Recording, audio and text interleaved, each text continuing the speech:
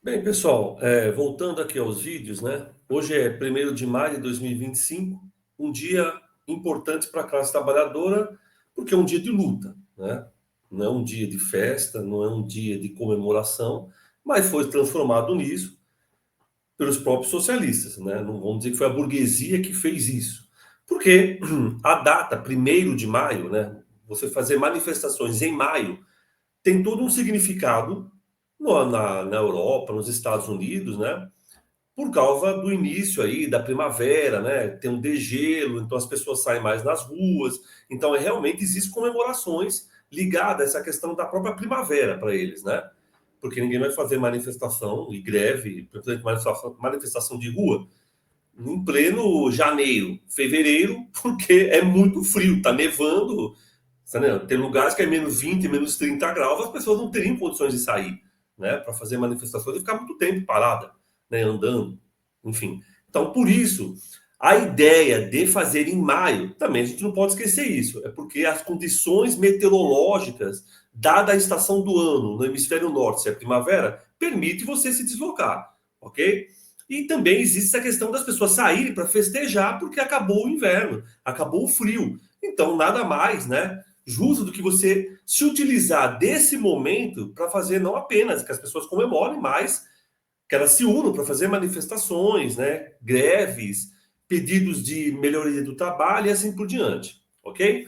Bem, eu há muito tempo atrás, né, pessoal, se ela estava vendo aqui, em 1997 eu escrevi um artigo chamado 1º de maio, uma análise sobre a descaracterização da data, ok? Quer dizer, 1º de maio, dia do trabalho ou dia do trabalhador? Eu fiz uma pergunta, uma análise sobre a descaracterização da data, que eu falo, né? Saiu nessa revista aqui, ó. Que eu falo sobre como é que surgiu a data, né? Lá nos Estados Unidos, está ligado, então, à luta dos trabalhadores norte-americanos, mas não só, essas lutas são extensas no século XIX inteiro, ok? E o lema lá era: as organizações sindicais haviam lançado a palavra de ordem unitária. A partir de hoje, nenhum operário deve trabalhar mais de 8 horas por dia. 8 horas de trabalho, 8 horas de repouso, 8 horas de educação. Interessante isso, né? Porque sempre eu vejo assim, 8 horas de trabalho, 8 horas de descanso e 8 horas de lazer. E aí vamos entender isso a partir do que eu li agora. Educação e lazer são coisas diferentes, beleza? E 8 horas de trabalho num país como o Brasil, numa cidade como São Paulo, não funciona. Vocês querem ver que as pessoas trabalham mais de 8 horas por dia?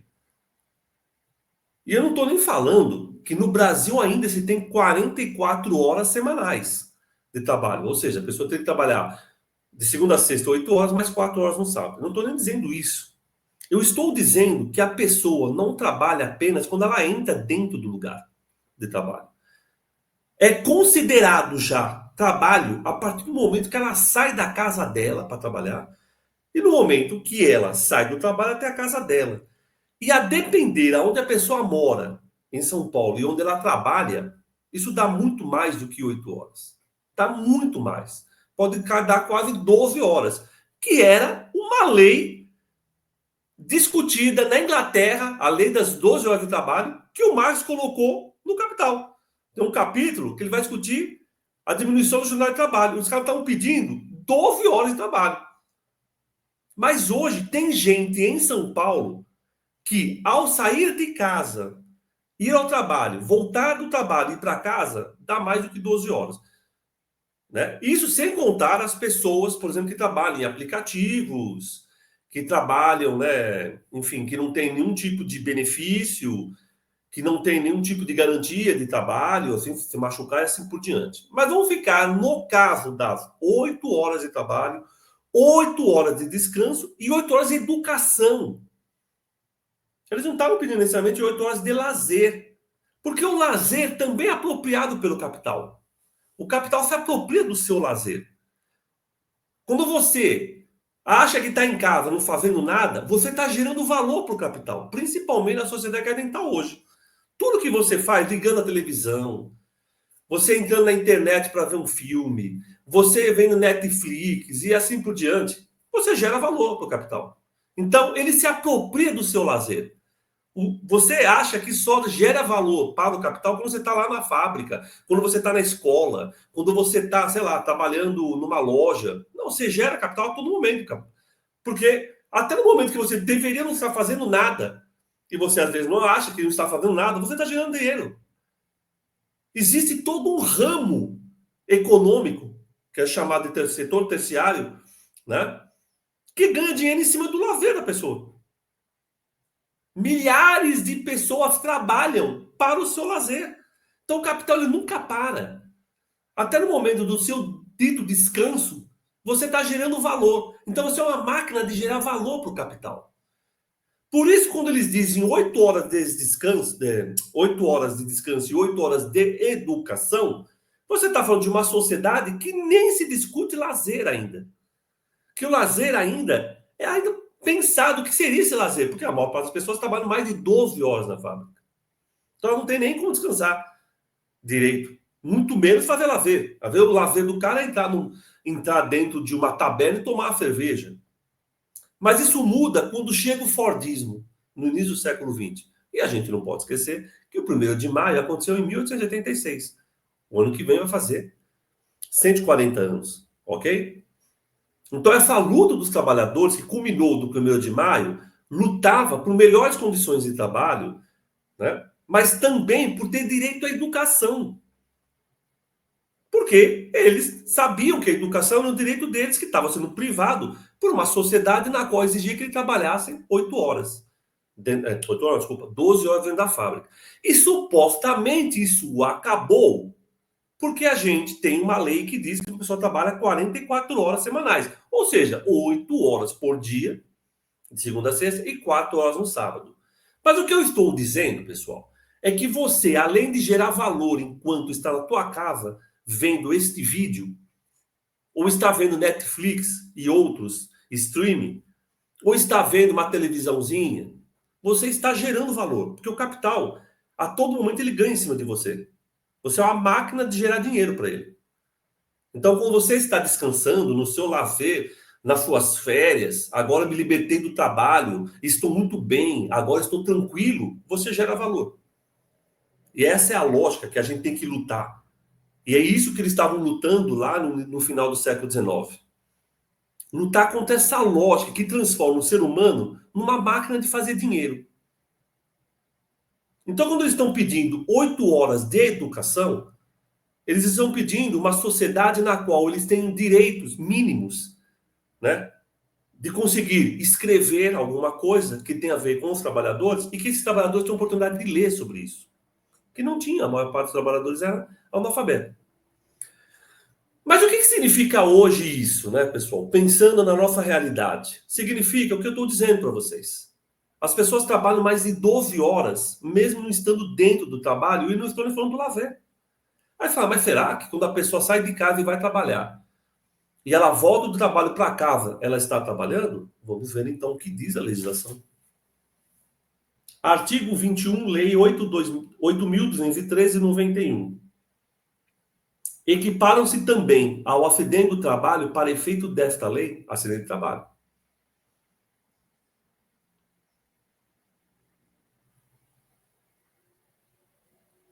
D. No percurso da residência para o local de trabalho ou desse para aquela, qualquer que seja o meio de locomoção, inclusive veículo de propriedade do segurado. A partir do momento que você colocou o pé na rua e vai para o seu local de trabalho, e a partir do momento que você colocou o pé fora do seu local de trabalho e vai para a sua casa, você não acabou o seu trabalho. Você continua, para a legislação, tendo direitos. Então, ele vai considerar que se você demorou 2 horas para chegar no trabalho e vai demorar mais 2 horas para fazer o trabalho da tua casa, você efetivamente está trabalhando mais de 8 horas. Porque você é segurado pela lei. Então, efetivamente, tem pessoas que trabalham 12 horas achando que só trabalham 8. Porque se você está indo trabalhar, é considerado como se estivesse trabalhando pela legislação. Então, se acontece alguma coisa com você nesse percurso, você se machuca, você cai, é atropelado, acontece uma coisa do ônibus, enfim, você tem um seguro, se você é uma pessoa que tem, obviamente, registro, enfim, né? Seu trabalho está institucionalizado. Por quê? Porque a legislação entende que você estava trabalhando. Você estava dedicando aquele tempo ao patrão. Então você não dedica o seu tempo ao patrão apenas dentro da loja, dentro da fábrica, dentro da escola. E hoje, enfim, né, das diversas formas e plataformas e assim por diante. Você se dedica ao trabalho a partir do momento que você se dirige a ele. E isso o capital não te paga. O máximo que ele vai te fazer é pagar a sua jornada até lá. Mas ele entende que esse percurso é um problema seu. Só que a legislação entende que esse percurso é um problema dele. Que se alguma coisa acontecer com você nesse percurso, é responsabilidade do dono do capital. Tanto que a legislação diz que é considerado acidente de trabalho.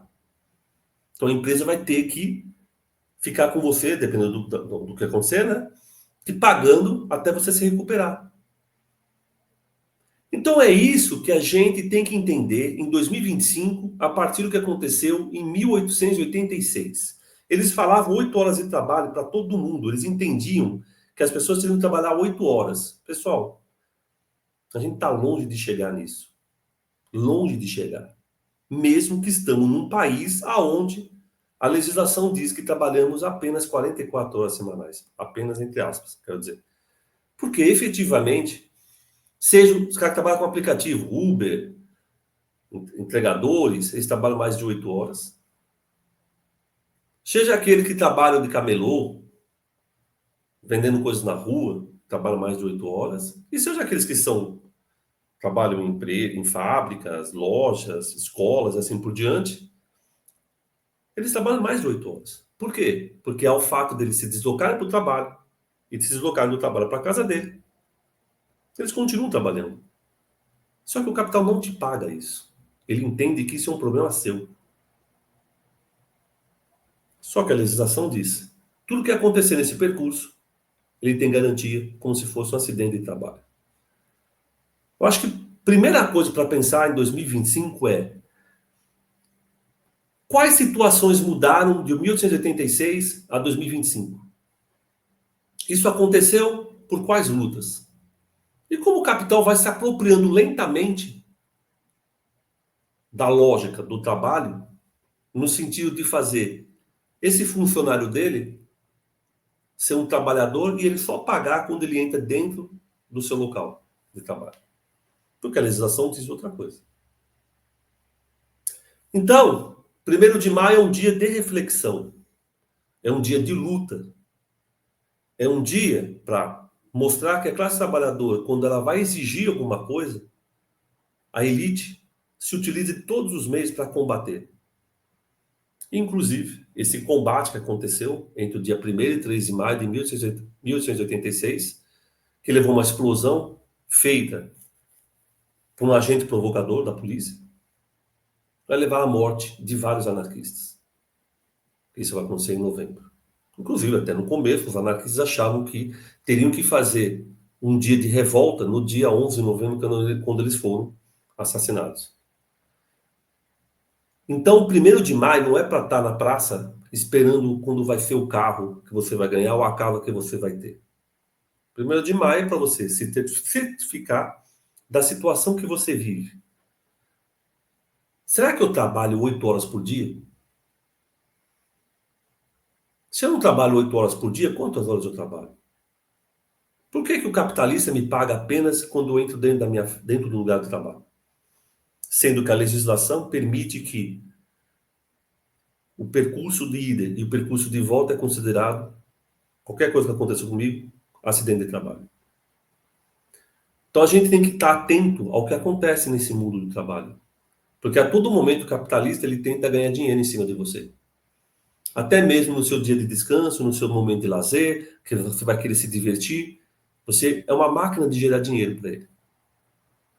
Então, a luta de 1886 é por uma vida que tenha significado. Uma vida que não seja pautada por ganhar dinheiro.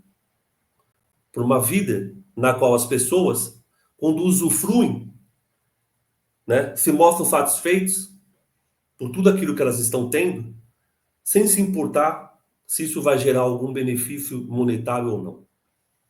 Enquanto a gente não acabar com essa estrutura, supostamente, no dia de trabalho, você não trabalha só 8 horas. No dia de descanso, você continua gerando valor. Está entendendo? E se transformando numa máquina de fazer essa reprodução do capital girar a todo momento. Então, acho que era contra isso que lutavam os trabalhadores em 1876. É essa menção que é importante se fazer. Eles pediam 8 horas de trabalho, 8 horas de descanso, 8 horas de educação. Estamos em 2025. A maior parte do povo brasileiro não tem 8 horas de trabalho, porque mesmo registrado demora 2 horas para chegar, às vezes no trabalho, e 2 para voltar, isso já dá 12. Existem trabalhadores que não têm nenhum tipo de direito, era isso que eles brigavam, por direitos. E o capitalista não ganha tanto quanto ele ganha hoje. Tendo uma sociedade hiper, mega robótica, tecnológica e assim por diante. Então era contra tudo isso que lutaram esses trabalhadores em 1886. Então a menção a eles tem que ser feita pensando na nossa realidade. Não olhar para trás e falar, vamos lá, pessoal, vamos falar deles. Não, não. A luta deles tem a ver com a nossa luta de hoje. Ainda não trabalhamos 8 horas por dia, porque, no mínimo, o deslocamento em grandes cidades passa de 1 hora. Beleza? Então era isso. Um abraço a todos e todas.